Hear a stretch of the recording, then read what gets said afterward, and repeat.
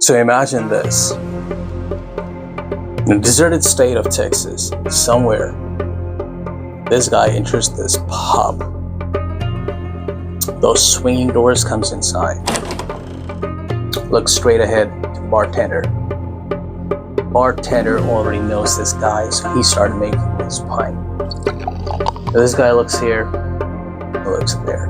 Rugged look, dirty, filthy appearance. This guy's not been slept for weeks, not been cleaned for months. With his denim shirt, leathery waistcoat, 2 pieces of machinery on the side, walking down in the bar. Every goddamn person in that bar is actually looking at this guy. What is this guy up to? Who's gonna be the next one on his target? Scene changes 25 years down the line. Now this guy is more relaxed, sitting on a couch. Now this guy is a godfather of all the Sicilian mafia you can think of. He controls everything. Now this guy is now ruthless, merciless. Now this guy is sticking to his principles and rules whatever he made in life. He conducts his business in his own terms instead of listening to the authorities. He is the authority. During the journey of this guy, from scene 1 to scene 2, these 25-30 years, there was only one partner to this guy. Now this was a walk in the dirt, basically a clone of Orto Parisi's Terroni. Let's get into this.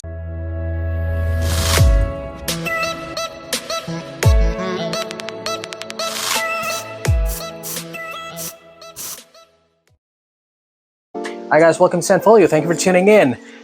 So the reason of creating all that dramatic story was basically because of the scent that we are actually reviewing today. This is a walk on dirt. Basically, let's check it out one more time by Paris Corner, a mural line. This is good stuff, and I'm glad they did this because Terroni itself by Orto Parisi is pretty expensive. And I mean, this guy's like 35-40 bucks, and the kind of like job they've done as usual. We all know Paris Corner. And so here's the thing, the notes are still unknown. Orto Parisi's, the nose behind the Alessandro Gualtieri is basically a guy who does not actually feels comfortable disclosing his notes and actually wants us to explore those notes in our own way. Although Paris Corner was kind enough to put down the notes right here on the label, and it is also here on the box. Comes in this brown cardboard box.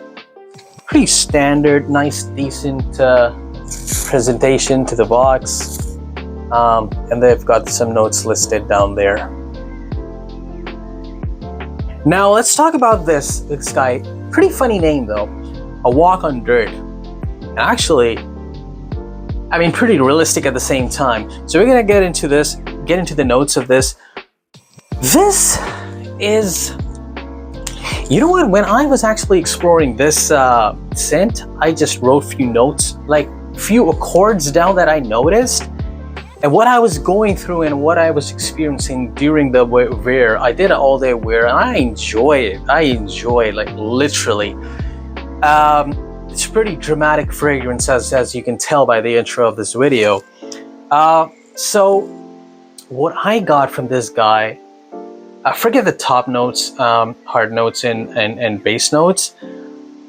To me, it doesn't really mean anything unless, you know, the main accords that actually give those pleasures and experience out. That matters the most. Here, in the beginning, actually, you know what? Let me just recall or kind of like refresh my memory here. All right, so by now, You all know, and that should be clear, that this is a pretty masculine fragrance. Ladies, all you guys gotta do is just watch.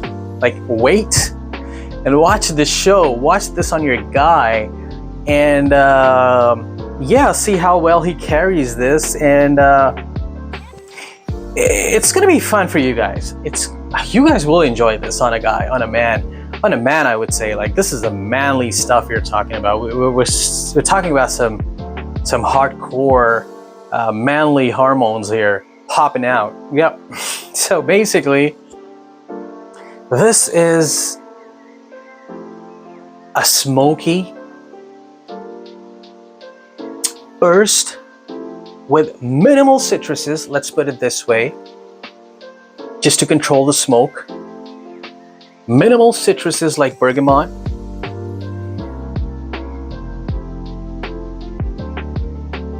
Yeah, that's it really. A burst of smoke. Now, smoke here I'm talking about is, think of cigar. Think of that cigar, which is basically wrapped up, is made of a tobacco leaf.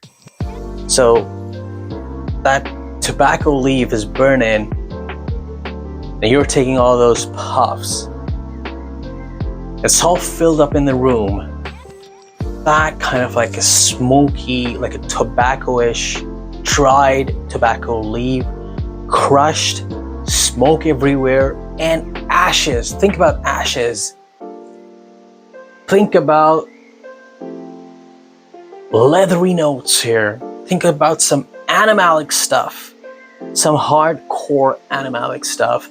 Nothing fancy or furry. Think about, because leather is somehow related to animalic notes. What leather is, a skin, right? Skin of what? Skin of an animal, where a processed skin of animal turns into leather. So leather, animalic notes.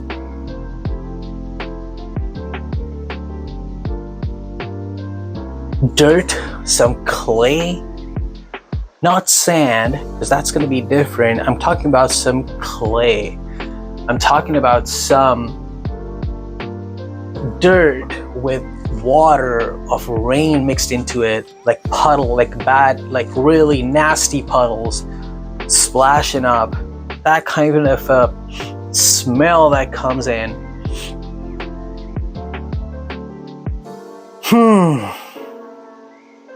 Good amount of woods. Beautiful woods. And so puddle in a jungle, in a woods, basically, not even jungle, in woods, in raw woods, in dry woods, in those, one of those scary woods that we see in horror movies. That kind of like a woods. Some naked woods. Puddle, dirt, rain, leathery, some leathery stuff you're wearing. You know, and there's smoke everywhere, like cigars, some ashes. So it is a bad boy fragrance. It's a badass fragrance, I would say. This is for a man who knows what he's doing, call the shots. As I said, who is an authority. This is for someone who's man of principles, who make his own rules depending on his logic of right and wrong, and then stands on it. So respect to this guy, regardless of being right or wrong. This is a very determined fragrance. And I love this. And I love the value of this for the reason why this is made. Terroni, hats off to Terroni, and hats off to Alessandro, who actually, you know, wanted to make something. Again, not for everybody. This is not daylight fragrance. This is not a crowd pleaser. This is not for masses. This is for some unique individuals who have all these qualities that I tried to mention, you know, in all sorts of ways, dramatic and a more explanatory way. I like this fragrance because It has some good amount of seaweed, a little saltish notes in the end, in the dry down, good amount of woods.